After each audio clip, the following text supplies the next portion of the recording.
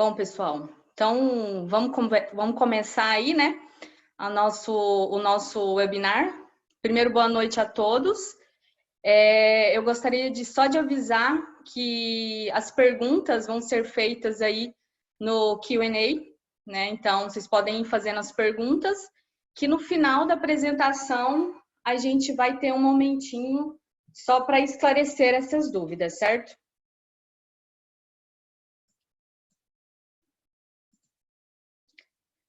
Então, pessoal, para a gente não atrasar, vamos começar aqui. Primeiramente, sejam bem-vindos à Expedição da Agricultura para a Vida, né?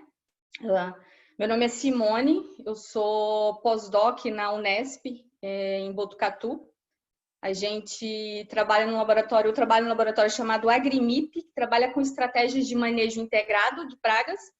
A gente faz pesquisas em várias linhas dentro do manejo de pragas e vou falar um pouco sobre o projeto, o que é esse projeto, essa Expedição da Agricultura para a Vida, né? A gente viaja o Brasil inteiro, é um projeto itinerante, então a gente vai com esse caminhão nas principais regiões agricultoras do Brasil, né? Levar informações aí em 5 diferentes pilares, né? A gente fala sobre manejo de plantas daninhas, manejo de doenças, manejo de pragas, tecnologia de aplicação e segurança do trabalhador.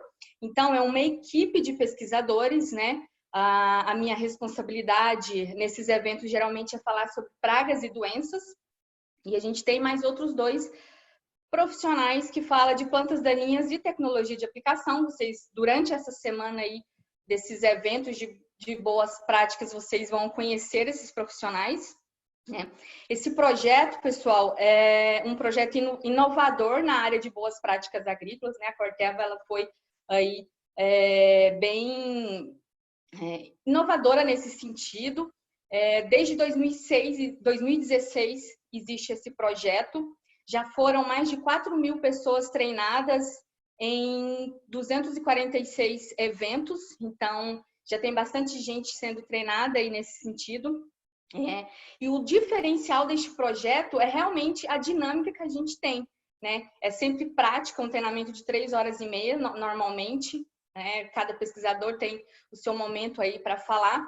Então, a gente tem que fazer, para prender a atenção de todo mundo, fazer com que seja isso tudo muito prático, né? Então, a gente tem dinâmicas práticas, um momento bem interativo, são turmas pequenas, grupos pequenos de pessoas assistindo esse treinamento, justamente para que a gente possa ter essa troca, certo?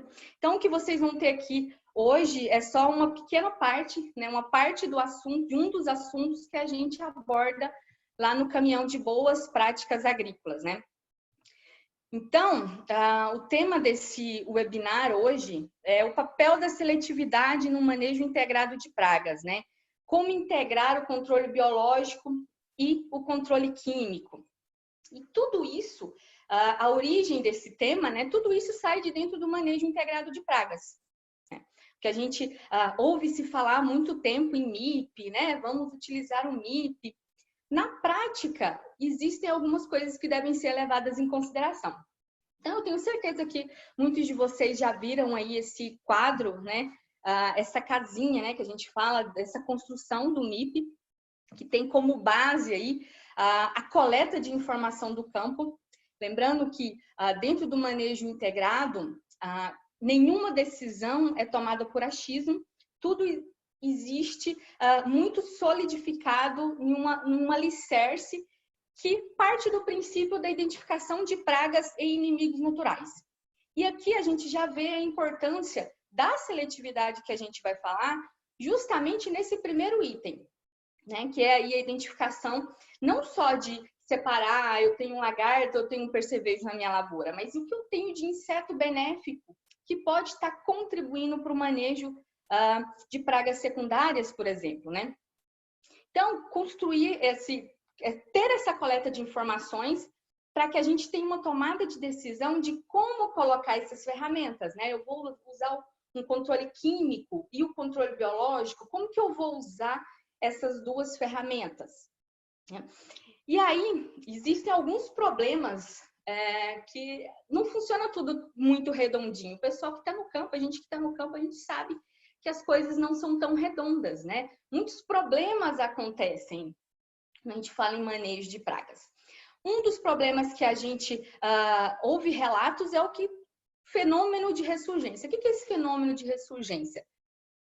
Vamos supor, o agricultor ele fez a aplicação de um inseticida, daqui a alguns dias aquela população de inseto volta a crescer na área, mesmo ele já tendo feito, né, colocado alguma tática de controle para manejo desse inseto. Isso é um dos problemas que a gente tem visto. Outro problema, explosão de pragas secundárias, né? Eu tinha uma espécie de lagarta que era o principal foco do meu manejo.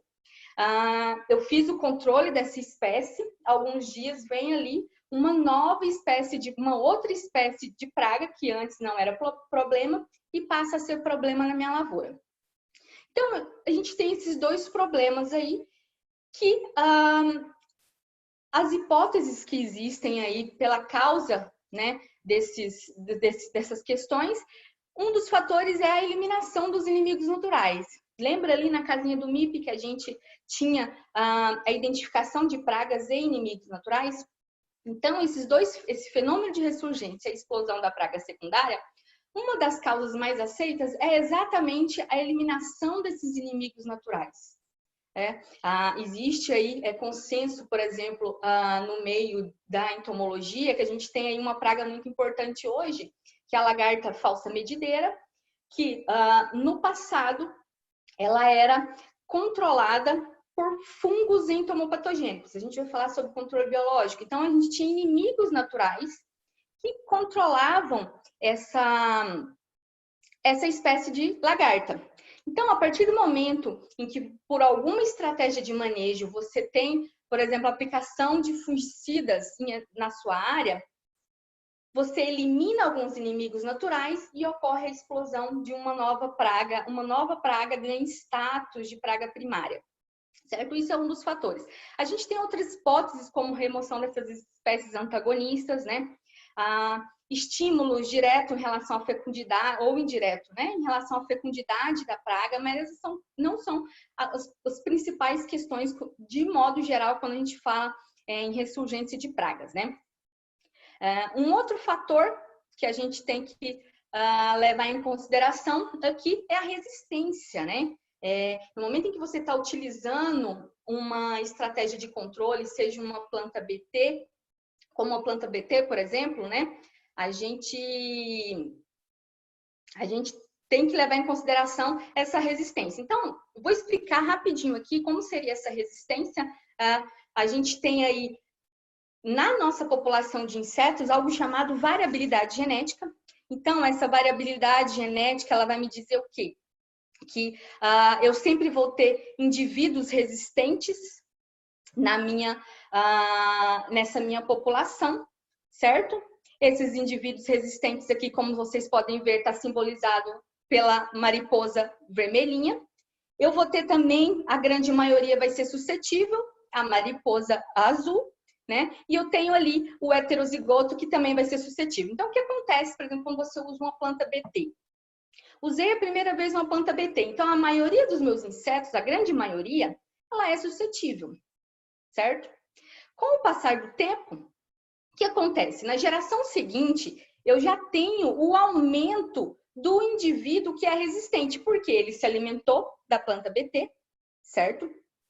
Ele não morreu, ele vai se multiplicar, vai continuar colonizando a lavoura, e com o passar do tempo, o que vai, né, permanecer ali? A sua população resistente. Falando ainda sobre resistência, não é só em relação a plantas BTs, a gente tem o fator resistência quando a gente está utilizando inseticidas. Como funciona isso? Eu tenho, de novo, a minha variabilidade genética. Vocês podem ver aí que eu tenho mais mariposas azuis suscetíveis do que mariposas resistentes. Então, eu faço a aplicação de um inseticida. Esses insetos, algum outro inseto vai sobreviver e vai ficar ali. Pode vir algum outro inseto suscetível colonizar novamente, pode ser algum inseto que, apesar de ser suscetível, ele não foi atingido por essa aplicação, certo? E aí esses insetos se multiplicam. Se eu continuo aí utilizando o mesmo ingrediente ativo, daqui a pouco eu tenho, né, o quê? Sobrevivendo ali na minha lavoura apenas os insetos resistentes.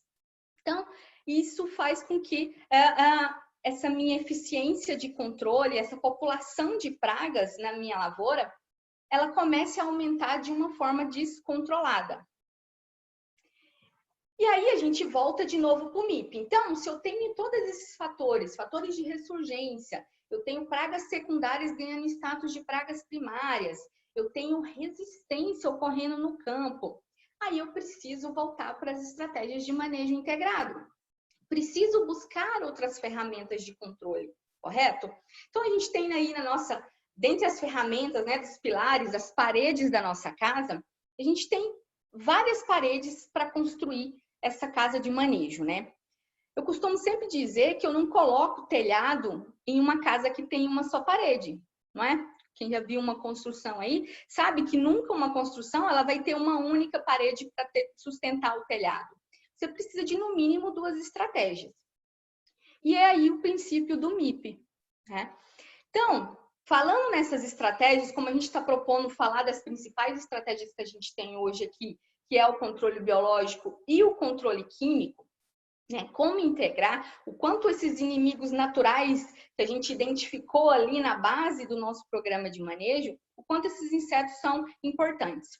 E aí, quando eu falo em controle biológico, existe muitas vezes, quando está falando de manejo de grandes áreas, né, de grandes culturas como soja, algodão e milho, existe vários questionamentos no sentido de mas o controle biológico é muito mais difícil de ser utilizado. Sim, realmente, ele tem características diferenciadas, né? A gente costuma falar que você tem que ter um cuidado técnico com o uso desses agentes de controle. Mas quando eu falo de controle biológico, pessoal, eu não estou falando apenas do controle biológico aplicado, né? A gente passar aqui, o que seria esse controle biológico? A utilização ou a preservação dos inimigos naturais ali da minha área para o controle de um inseto que é praga. Lembra de cadeia alimentar que a gente estuda lá na biologia? Que existe uma cadeia alimentar que um indivíduo se alimenta de outro, isso existe ali na lavoura. Então, no momento que você coloca a lavoura, com certeza virão os insetos fitófagos, que são pragas. Vindo os insetos fitófagos, vêm os inimigos naturais desses insetos para se alimentar desses. Então, aí a gente tem o controle biológico, não só o aplicado pela liberação de um agente de controle, como também o controle biológico que está ocorrendo naturalmente. Preservando esses inimigos naturais, a gente tem esses insetos ali trabalhando a nosso favor. Então, dentro do controle biológico, temos aí 2 vertentes, que é sempre importante deixar claro. Macrobiológicos, né, que a gente chama que são os predadores e os parasitoides, e os microbiológicos, que são os patógenos, os entomopatógenos, né, fungos, bactérias, vírus e outros que causam doenças nesses insetos. Então, a gente tem esses 2 grupos de agentes de controle biológico atuando em nosso favor. O controle biológico vem crescendo. Em algumas culturas, se você pensar, por exemplo, em cana-de-açúcar, é muito mais utilizado, né? Tem aí o uso de cotésia, a gente tem o uso de fungos entomopatogênicos, né? Esses fungos têm crescido muito o uso desse grupo de agentes de controle biológico. Então, mais uma ferramenta dentro aí desse programa de manejo, né? Só que sozinho ele não sustenta, né? Como eu falei, sozinho ele não vai sustentar. Mesmo que você pense em um sistema de manejo, um sistema de manejo orgânico, por exemplo. Se você utilizar só controle biológico, também não vai ter sustentabilidade, porque você não está utilizando o MIP, você só está utilizando o controle biológico. Vai perder o controle, né? Então, pensando nesse sentido, a gente precisa de outras estratégias. E aí vem uma das principais estratégias que a gente tem hoje disponível, né? O controle químico. O que seria esse controle químico? Consiste na utilização dos inseticidas para controle dessas pragas-alvo. E aí, quando a gente fala no uso de controle químico, existe uma série de recomendações dentro das boas práticas agrícolas, visando obter o máximo de eficiência desses produtos, né? Focando ali em manejo de resistência, né? A gente não quer perder essa ferramenta de controle, então a gente precisa ajudar a manejar esses indivíduos resistentes, né? Outro item dentro das boas práticas, tecnologia de aplicação adequada para que se atinja o alvo. Mas no final da semana, durante essa semana, vocês vão ter um momento para falar sobre tecnologia de aplicação voltada para isso, né? Rotacionar mecanismos de ação, tá aí um outro item de boas práticas voltado para o manejo de resistência. E dentro dessas recomendações, a gente tem aí o uso de inseticida seletivo, né? E aqui a gente fala a primeira vez focado nessa seletividade desses produtos. Como esse produto seletivo vai me ajudar? No manejo da resistência, por exemplo, né? Pensando nas estratégias integradas, além do fator preservar os inimigos naturais, lá para aquelas questões que a gente falou no início de ressurgência de pragas, né? Pragas secundárias, tem também o fator de manejo de resistência, né? Dentro da nossa casinha, o manejo de resistência, ele não é uma estratégia de controle, mas é uma estratégia para que as outras ferramentas de controle continuem ativas, como, por exemplo, plantas transgênicas ou o controle químico. Então, como é que esses agentes de controle biológico vão me favorecer no manejo de resistência, por exemplo? Lembra que eu mostrei como ocorre a resistência ali? A gente aplica um produto, ele vai sobrar inseto resistente que não vai ser controlado, certo?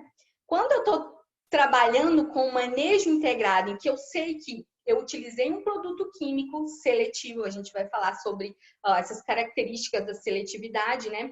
Um produto que é conhecido como seletivo, né? Eu vou preservar meus inimigos naturais, que são o quê? Agentes de controle biológico. Então, a gente já tem controle químico, controle biológico.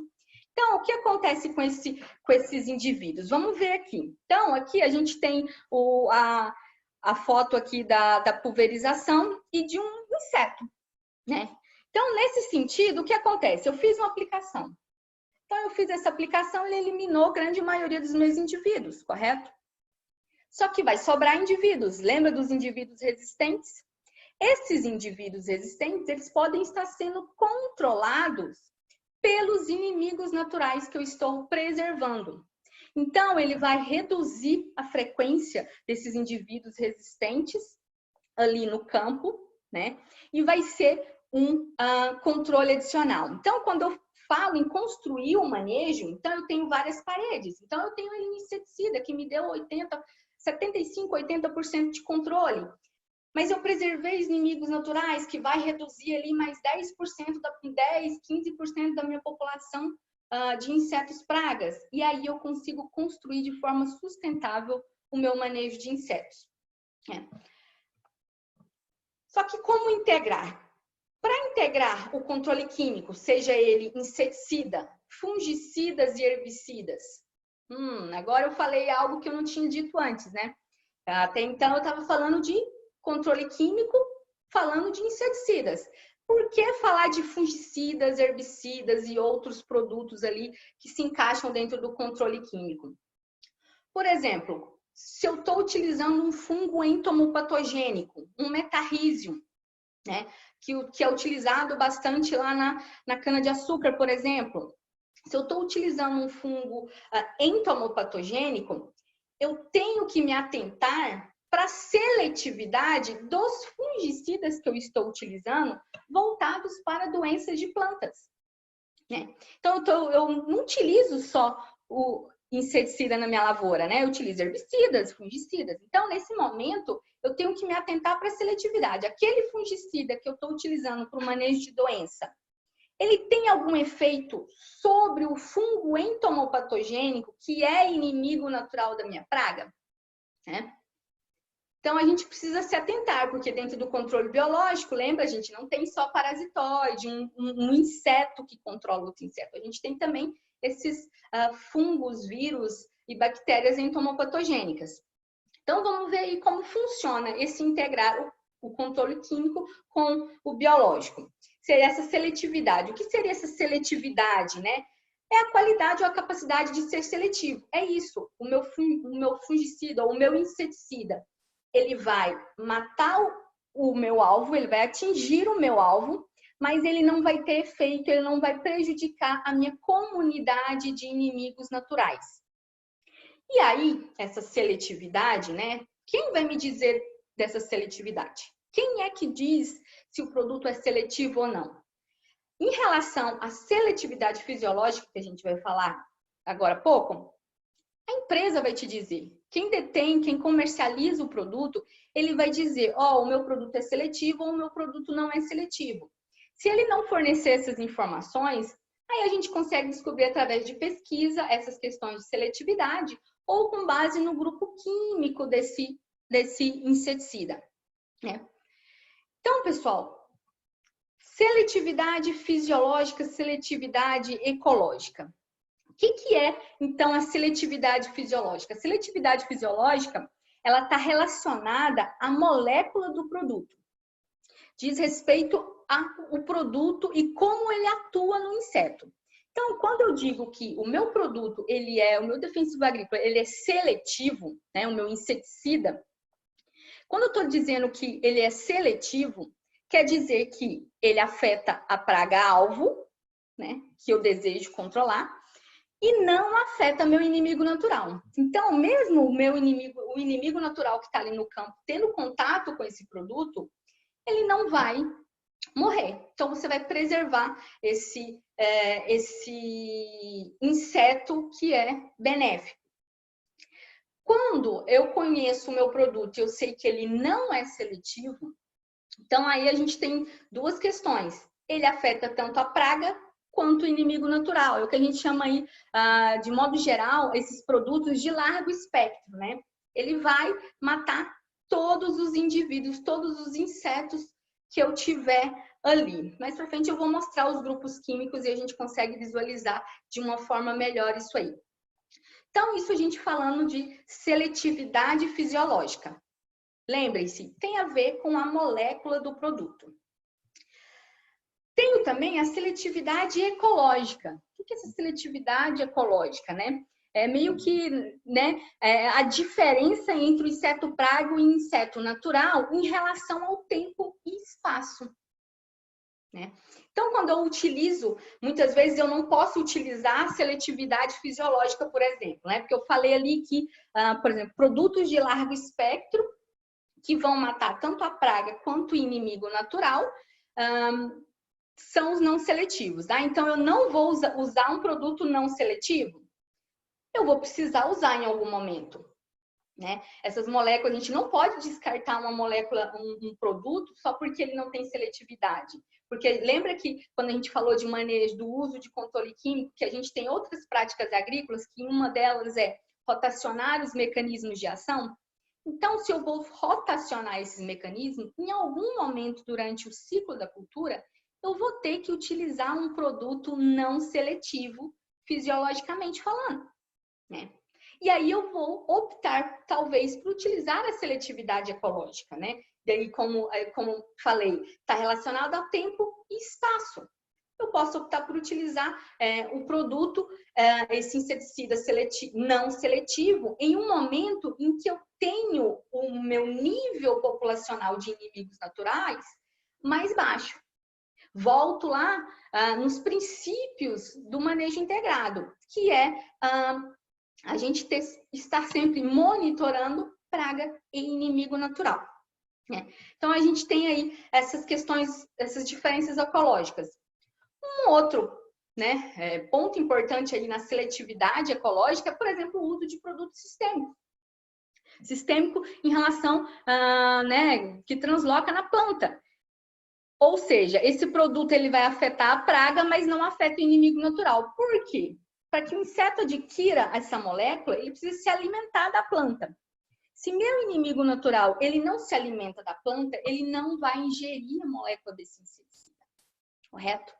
Quando a gente utiliza, por exemplo, um tratamento de sementes, a gente está justamente utilizando aí, lançando mão da seletividade ecológica. Então, a gente tem sempre que ter em mente seletividade fisiológica, seletividade ecológica, né? Mas, pessoal, mesmo esse inseticida apresentando uma seletividade, né, em relação a esse inimigo natural, não matando esse inimigo natural, a gente tem que sempre se atentar para outro fator, que é o efeito subletal. E esse fator ele é bem levado em conta, principalmente quando a gente está trabalhando com controle biológico aplicado, né? Vou fazer a liberação de um parasitoide, né? Vou lá utilizar a cotésia, ou vou utilizar tricograma, ou algum outro inimigo natural, macrobiológico, por exemplo, né? Eu posso ter utilizado o produto, ele não causou a morte, mas ele pode alterar algum aspecto biológico no meu inimigo natural, né? Ou ele dificultar a capacidade de busca, ou ele pode reduzir a fecundidade, né, a capacidade de parasitismo desse inimigo natural. Então, são informações que a gente tem que levar em consideração quando a gente for colocar as estratégias de forma integrada, né? Eu sei que eu estou liberando um inimigo natural na minha lavoura, utilizando o controle biológico na minha lavoura. Então, eu tenho uma lista de produtos que eu sei que não vão matar, são seletivos, não vão causar a morte, mas eles possuem algum efeito subletal. Então, será que nesse cenário, se eu fiz a liberação no dia de hoje do inimigo natural, será que o ideal não seja eu esperar mais 2, 3 dias para eu fazer a aplicação desse inseticida? Se for possível esperar? Então, são questões que a gente deve levar em consideração no momento da tomada de decisão de quando colocar essa ferramenta de controle. E aí, pessoal, como é que eu vou classificar esses inseticidas, né? Existe uma norma internacional, né, a IUCN, ela padroniza os estudos de seletividade, né? Órgãos de pesquisa aí, o grupo de pesquisa que eu participo, a gente faz esse tipo de estudo, né? E a gente consegue classificar esses inseticidas com base no efeito nesses inimigos naturais. Por exemplo, classe 1 aí, que a gente coloca até como verde, né? Que é inócuo, ele não tem esse efeito de matar esses inimigos naturais, levemente nocivo, moderadamente nocivo e nocivo, que são os mais tóxicos, né? Quando é que eu vou classificar seletivo ou não seletivo? Geralmente, classe 1 e classe 2 é quando a gente considera que o produto é seletivo fisiologicamente falando. Lembrando que aqui essa classificação é para essa seletividade fisiológica. A gente não está falando da seletividade ecológica agora, né? E aí, como funcionam daí esses estudos? Só um exemplo que eu tenho, vou mostrar aqui para vocês, né? Testando aí alguns tratamentos, alguns ingredientes ativos, né? E aí a gente tem que testar esses produtos para diferentes fases desses inimigos naturais. Então, a gente tem aqui, por exemplo, tricograma, um parasitóide de ovos. Telenomes remus também parasitóide de ovos. Então, a gente tem várias fases. A fase de ovo, larva e pulpa e adulto do inimigo natural. Aqui em relação ao inimigo natural, hein, gente? Então, a gente pode ver que alguns produtos aí, eles têm a classificação 1, tá verdinho aí, então eles são inócuos, então eles não vão causar não vão causar a mortalidade desses indivíduos. Mas a gente tem outros produtos que esses sim vão causar. Por exemplo, lambda-ciolotrina, né? Eles são nocivos, né? Na fase de ovo, são aí na fase de larva e pupa, por exemplo, ele já não é tão nocivo. Repare que para cada fase do inseto, esses produtos eles vão ter uma toxicidade, né? Então pode ser, isso é importante também. Lembra que eu falei lá, quanto tempo eu vou poder utilizar um produto que é tóxico, né? A um inimigo natural. Eu vou ter que me atentar para qual fase do meu inimigo natural eu tenho ali na minha área, né? Para saber quando colocar. Então, pessoal, essa seletividade, por que eu não coloquei aqui mais outros produtos? Depende de vários fatores. Essa seletividade fisiológica vai depender do ingrediente ativo, né? Ela é variável em relação ao produto comercial. Muitas vezes, o mesmo ingrediente ativo, mas em produtos comerciais diferentes, eles vão mostrar diferenças em relação à seletividade, né? Por isso que esses estudos devem ser incansáveis. Não, no momento que você há lançamento de novos produtos, ajustes de doses, a gente tem que continuar utilizando esses dados, buscando esses dados de seletividade. O mesmo para fungicidas, né? Se a gente está falando aqui, o inimigo natural que eu estou mostrando aqui é tricograma. Então, é outro inseto. Então, vocês podem ver que a grande maioria dos fungicidas não foram seletivos a esse inimigo natural. Se eu tivesse mostrando, por exemplo, avaliando metarrhizium e vendo o efeito dos fungicidas na mortalidade desse fungo metarrhizium, aí seria diferente, aí a gente iria ter uma toxicidade, né? Ia ser classificados mais como não seletivos. Então, tudo depende do alvo que eu estou testando. Também tenho que levar em consideração os herbicidas. Eu sei que o foco do herbicida é planta daninha, mas esses herbicidas eles podem ter algum efeito sobre essa população de inimigo natural e a gente precisa conhecer. É claro que esse impacto vai ser bem menor do que de um outro inseticida, né? Mas ele ocorre. Então, nesse trabalho aí de 2016, a gente pode ver que a gente tem vários insetos, vários inimigos naturais testados aí, e a gente tem aí alguns herbicidas que são seletivos, outros herbicidas que não são seletivos. E aí, como vocês podem ver, aí nesse caso, os testes foram feitos com diferentes, né, marcas comerciais desses produtos, justamente para mostrar isso, que muitas vezes dentro do mesmo ingrediente ativo a gente tem essa variação, né? Então, pessoal, voltando aí nessa classificação da seletividade em relação aos inseticidas, a gente tem, por exemplo, esse quadro aí que foi desenvolvido pela Embrapa, em que a gente consegue ver muito bem como funciona a seletividade dentro desses grupos químicos. Lembra que eu falei? Produtos de largo espectro geralmente são menos seletivos, né? São mais tóxicos. A gente tem aí os piretroides e os fosforados, né? Bem conhecidos, né? Por esse amplo espectro de ação. E a gente tem, por exemplo, os baculovírus e o Bacillus thuringiensis, que são aí produtos biológicos. Lembra que eu falei lá, controle biológico tinha o vírus e tinha bactérias? Então, esses produtos biológicos, eles também são seletivos a esses outros macrobiológicos, né? Outra coisa importante, dentro dos grupos dos inseticidas, por exemplo, a gente tem ali os inseticidas que vão atuar ali nos nervos e nos músculos do inseto. A gente precisa conhecer. Informação ela é importante para essa tomada de decisão. Então, dentro desses grupos de inseticidas que atuam nos nervos ou nos músculos do inseto, a gente tem aí os piretroides e tendiamidas, né? E como vocês podem ver, um altamente tóxico e outro mais seletivo. Então, aqui a gente vê como existe essa variabilidade mesmo dentro de como esses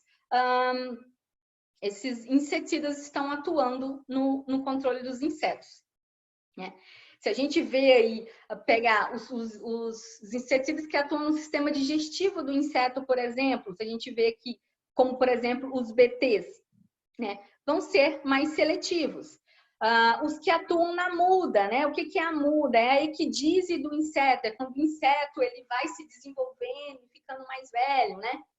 Então, os que atuam nesse processo, eles também vão ter um grau de seletividade maior. Por quê? Por causa da especificidade do processo em cada espécie de inseto. essa especificidade, ela vai trazer essa seletividade justamente por isso, por causa dessas diferenças fisiológicas entre um indivíduo fitófago e um indivíduo que é inimigo natural. Então, pessoal, para a gente concluir aí e ficar dentro do tempo estabelecido para a gente conversar, o que a gente tira de conclusão quando a gente fala de seletividade e de integrar essas estratégias de controle? Primeiro ponto, eu preciso conhecer as características do produto, né? As características fisiológicas, né? Conhecer aonde atua aquele ingrediente ativo. Eu estou trabalhando com piretróide, eu estou trabalhando com a diamida, né? Como esse indivíduo, esse inseticida, ele atua no inseto para realizar o controle, né? Outra informação importante que a gente tem que levar em mente, monitoramento é chave para tomada de decisão, né? Eu vou utilizar da seletividade fisiológica nesse momento, estou monitorando, né?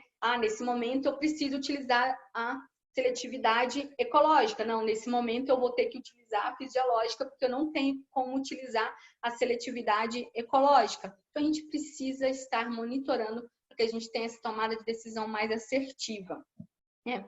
Seletividade fisiológica versus a ecológica, a gente tem que conhecer as diferenças para a gente saber quando utilizar cada uma, né? Conhecer aí os efeitos subletais, principalmente quando a gente está trabalhando com controle biológico de forma aplicada, né? Para a gente ter um planejamento do uso dessas ferramentas ali e voltar em quando escolher cada seletividade, né? E ter sempre em mente que os estudos de seletividade, eles são contínuos. No momento que há lançamento de novas moléculas de produtos, novos produtos comerciais, né? Produtos comerciais que são lançados com novas misturas de ingredientes ativos, né? Isso deve ser levado em consideração. A pesquisa no campo da seletividade agora, ela está caminhando para um outro patamar, né? Que é a mistura de produtos, né? No momento que eu misturo um herbicida com um fungicida, com um inseticida naquela cauda, quais os efeitos disso nessa seletividade? Ele vai alterar a minha seletividade fisiológica ou não? Então, isso é o futuro da pesquisa na seletividade. Ajustes de doses, né? A gente sabe que dentro quando eu falei lá das recomendações do controle químico, né? Usar as doses corretas é importante dentro de um programa de manejo de resistência, mas também a gente tem que ver como que funciona e como que vai ficar a seletividade aos inimigos naturais nesse sentido. Se essa alteração de dose vai me causar ali uma alteração também no meu gráfico de seletividade, certo? Bom, pessoal, era isso que eu tinha para passar para vocês em relação à seletividade, certo? Aqui vocês têm meu contato, a página de acesso do Agrimip, que é o grupo de pesquisa que eu trabalho, é uma página de manejo integrado de pragas, tem meu contato por e-mail. A gente agora eu vou ver algumas perguntas aqui que vocês fizeram. E as perguntas, pessoal, é no Q&A aqui, no Zoom mesmo. Vocês podem ir fazendo as perguntas aí e eu vou respondendo aqui, certo?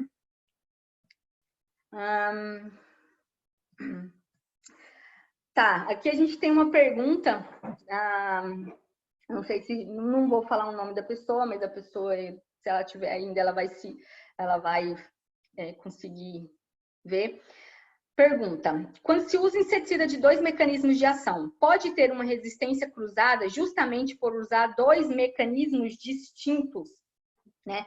Pode haver sim essa resistência cruzada, né? A gente não aprofundou no manejo de resistência, porque seria um outro tópico, mas é justamente quando a gente fala de seletividade, é justamente para retardar essa evolução nessa resistência, principalmente a resistência cruzada, que a gente fala da importância de preservar os inimigos naturais, por exemplo. A gente sabe que pode ocorrer esses fatores de resistência, então a gente quer o quê? Que esses inimigos naturais que a gente está preservando, ele me ajude a retardar a velocidade com que essa resistência ela possa ocorrer ali no campo, certo? Mais uma pergunta aqui. O que é mais importante para manter os inimigos naturais? Meio confuso assim, o que é mais importante? O mais importante para a gente manter esses inimigos naturais é justamente a gente trabalhar dentro do manejo integrado. Eu estou utilizando várias estratégias, eu me atentar para o impacto que essas estratégias vão causar nessa população de inimigo natural. Então, no momento em que eu faço, por exemplo, eu preciso utilizar inseticidas, eu sei que eu tenho que utilizar inseticida. Se eu trabalho com esses inseticidas dentro das doses adequadas, com a tecnologia de aplicação adequada, né, dentro dos princípios do manejo integrado, e eu opto sempre por esses produtos mais seletivos, eu estou trabalhando pelo equilíbrio do sistema, né? Se eu faço uma aplicação bem feita, eu não vou ter que fazer aplicações excessivas, eu não vou ter que aumentar doses para tentar controlar essa praga, né? Eu vou trabalhar com manejo de resistência, eu vou conseguir manejar de forma sustentável, né? Então, não existe uma estratégia que conserve mais, é o integrado ali. Outra pergunta aqui. Qual um exemplo prático da seletividade ecológica relacionada ao tempo? Quando a gente fala, por exemplo, justamente, eu estou trabalhando com... vou fazer a aplicação de um produto... Deixa eu beber uma água aqui. Vou aplicar, por exemplo, vou utilizar o tratamento de sementes, né? Utilizei o tratamento de sementes, a praga, naquele momento que eu estou ali, os meus insetos, eles não estão tendo, o meu inimigo natural, ele não está tendo contato com o meu inseticida, ele não teve esse contato. Um outro caso, eu vou aplicar, como eu falei, eu tenho que conhecer os efeitos subletais desse produto, certo? Então, eu fiz a liberação de um inimigo natural. Para controlar ovos. Por exemplo, Ternomospodides para controlar ovo de percevejo. Fiz essa liberação. Eu sei que aqueles adultos estão ali forrageando em determinado período do dia. Eu sei que a frequência de forrageamento é em determinado período do dia. Então, eu vou optar por fazer essa aplicação do inseticida, se eu precisar, em um outro período do tempo, em um outro momento do meu dia, certo? Mais perguntas aqui.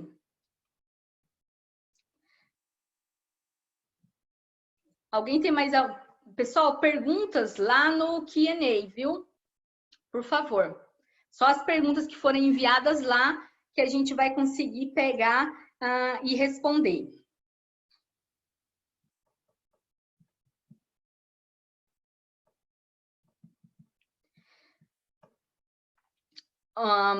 Mais outra aqui, pessoal.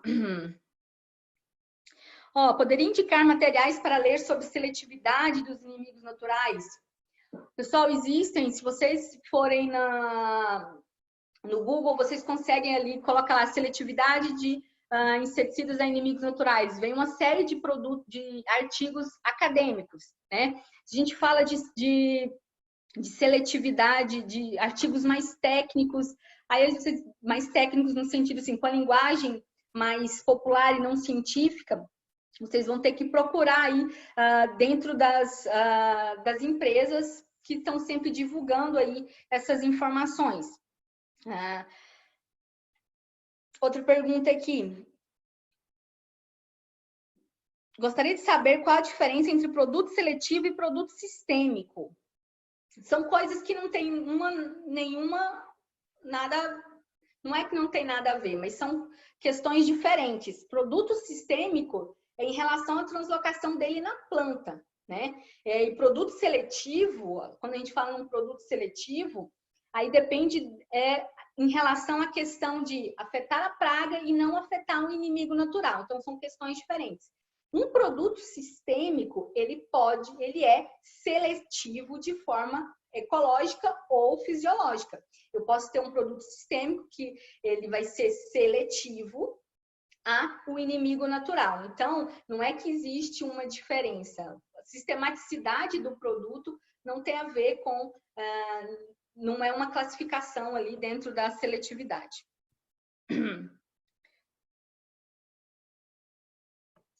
A respeito da utilização do controle químico e biológico, qual sua opinião sobre uma utilização desses dois mecanismos em uma única pulverização? Kai, eu acho assim, se a gente está utilizando um inseticida ou um fungicida numa cauda e eu vou adicionar ali um fungo entomopatogênico, por exemplo, eu preciso ter informações de compatibilidade dessa cauda, né? Se eu estou utilizando um fungicida, eu preciso ver um fungo entomopatogênico, eu preciso ver qual dos produtos que eu estou utilizando ali no controle químico na minha cauda, durante a mesma pulverização, que vai impactar. Então, nesse sentido, quando você utiliza o mesmo preparo, você já descarta ali a sua seletividade ecológica. Então, a gente vai ter que ver em relação à seletividade fisiológica. Então, a gente tem que tomar muito cuidado quando falar de utilizar na mesma aplicação em mistura esses produtos biológicos. Então, nesse sentido, os testes de seletividade, eles precisam ser intensificados e verificar todas as misturas possíveis que podem acontecer. No momento de você misturar, a ordem da mistura, questões de cauda, né? Questões de tecnologia de aplicação, que daí eu não sou a expert. Mais uma aqui. Uso de BT junto com o piretroide, algum problema? Então, pessoal, o piretroide ele é um produto de largo espectro. Quando a gente fala de utilizar dessa forma específica, a gente tem que ter um teste específico em relação ao BT que eu estou utilizando. Porque não é só falar ao BT produto, eu estou entendendo aqui que é o BT em forma de produto comercial, né? Se eu estou falando de plantas com resistência, plantas as conhecidas como plantas BTs, não tem nenhum problema, né? Porque o que sobrar ali o indivíduo resistente que se alimentou da planta BT e não morreu, ele pode ser controlado com esse inseticida. Mas em relação ao produto biológico BT, a gente tem que verificar esse efeito do inseticida na bactéria. Levando em consideração que o BT ele é uma bactéria entomopatogênica, né? O que a gente imagina é que o piretroide não vai ter efeito, né, nesse sentido. Mas quando a gente fala da mistura dos dois produtos na mesma cauda, a gente precisa verificar isso aí em forma de pesquisa. Mais uma aqui.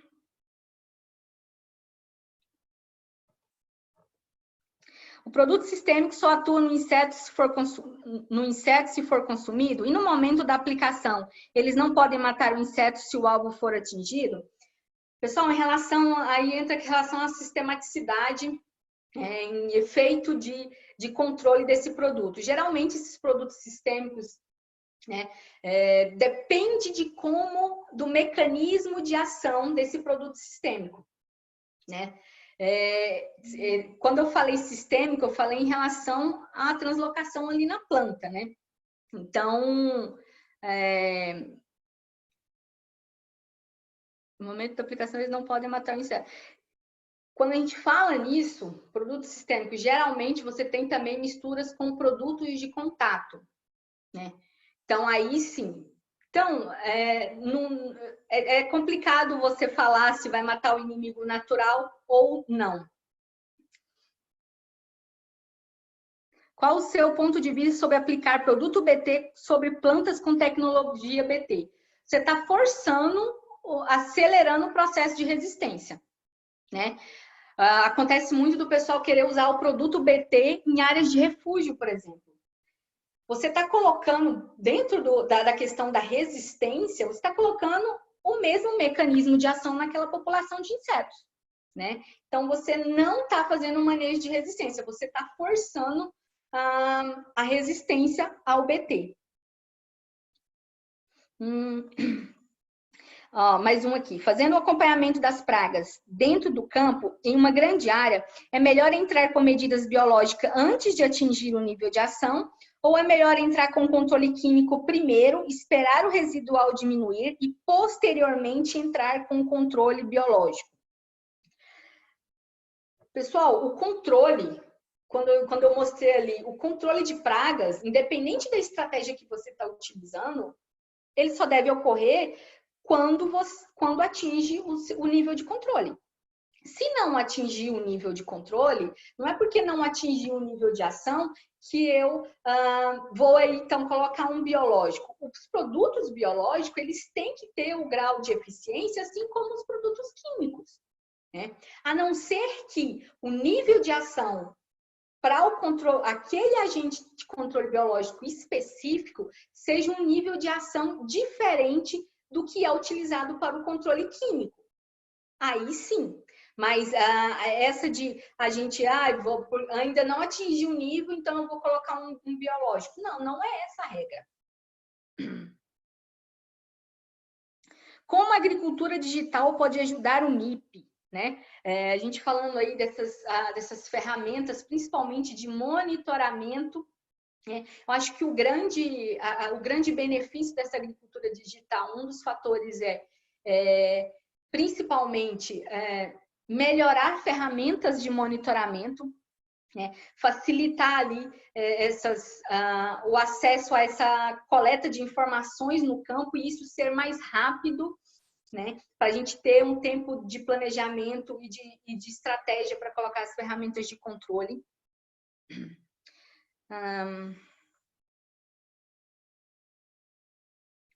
O uso desordenado de ativos para controle de mosca branca na cultura da soja pode desencadear em um aumento populacional dessa praga?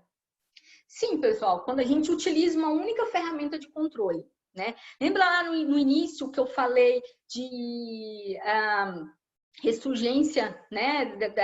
De ressurgência da infestação da praga? Quando você usa, né? Quando você não, dentro do controle químico, você não trabalha dentro das boas práticas de rotacionar mecanismos de ação, né? Utilizar as doses recomendadas e não utilizar, principalmente quando a gente fala de mosca branca, é muito importante a gente se atentar para tecnologia de aplicação, porque é um inseto é muito difícil atingir o alvo por causa das características do inseto na planta, né? É um inseto que vai ficar ali no bacheiro. Vão ficar protegidos na parte de baixo da folha, né? A cultura, quando ela fecha, ela protege aquele inseto. Ele é um inseto muito pequeno, então ele acaba tendo essa proteção. Então, trabalhar essa tecnologia de aplicação e todos esses cuidados é muito importante dentro do manejo de mosca branca. E sim, ocorre esses casos de aumento populacional justamente por causa dessa dificuldade. Lembra quando eu mostrei lá a questão da resistência? A gente não consegue controlar esses insetos, eles continuam, a gente faz uma aplicação, a gente tem todos aqueles problemas que a gente relatou, né? De resistência, de não atingir o alvo, de desequilíbrio, principalmente, né? Esse desequilíbrio com fungos entomopatogênicos, de eliminar inimigos naturais como fungos entomopatogênicos. Isso pode causar, sim, um aumento no nível populacional de mosca branca. Mais uma aqui. Quais as chances de desenvolvimento de resistência das pragas ao controle biológico, né? E aí a gente... São inimigos naturais, pessoal. As chances, não há essa questão... Dependendo depende muito do tipo de agente de controle biológico que a gente está trabalhando, né? Se a gente pensa em macrobiológico, né, que um inimigo natural vai lá, por exemplo, um parasitóide, coloca os ovos dentro, ou no ovo da praga, ou na lagarta. né?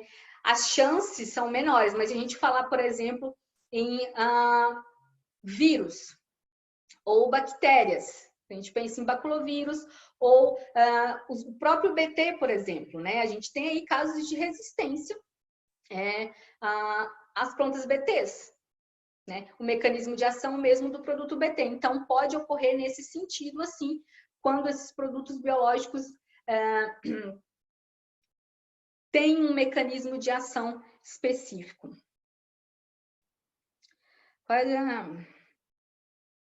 Quanto ao uso de fungicidas na aplicação zero, pensando na seletividade e preservação dos inimigos naturais na soja, o ideal seria trabalhar com istrobilina. Então, aqui já é uma pergunta um pouco fora, né? A pessoa quer saber nessa primeira aplicação, o que é essa aplicação zero? É a aplicação de fungicida ali de forma preventiva, né? Voltado para a ferrugem.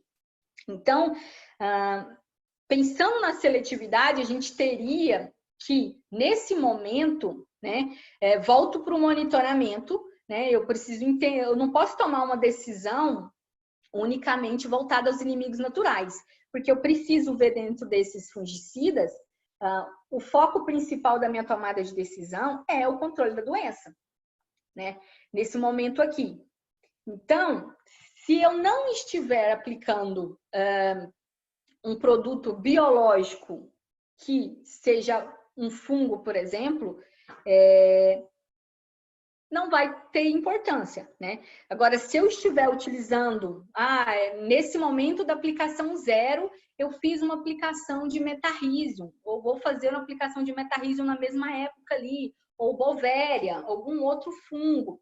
Aí eu preciso ver dentro do meu produto comercial se eu tenho aqui, então, informações de seletividade para esse fungo entomopatogênico em relação a esses fungicidas.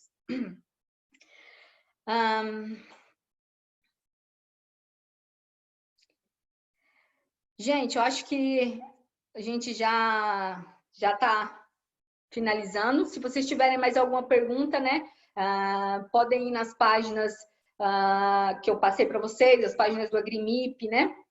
Aqui, vocês têm meu contato aqui, podem entrar em contato e mandar as dúvidas que vocês tiverem, né? Gostaria aqui de avisá-los que os nossos eventos de boas práticas agrícolas vão continuar durante essa semana. Esse foi só o primeiro evento, né? A gente tem amanhã outro webinar com o professor Mauro Rizardi, né? Que é a importância das culturas de cobertura no manejo de plantas daninhas. Não percam essa oportunidade. Professor Mauro Rizardi, super conceituado na área de manejo de plantas daninhas. Amanhã, às 16 horas, ao contrário, hoje começou às 18 horas, desculpa. Hoje começou às 19 horas, amanhã começa às 16 horas. Na quarta-feira, eu volto para falar com vocês, mas aí eu vou falar sobre tratamento de sementes no manejo fitossanitário da cultura, mais voltado para manejo de doenças. Então, também às 18 horas, né? E no dia 30, no mesmo horário, às 18 horas, com o Rodolfo Chequeto, a gente vai ter aí perdas e deriva em tecnologia de aplicação. Então, outro tema. Então, hoje foi só o começo, né? Nos próximos 3 dias, lembrando, às 18 horas, não vai ser mais nesse horário, só hoje foi às 19 horas, certo?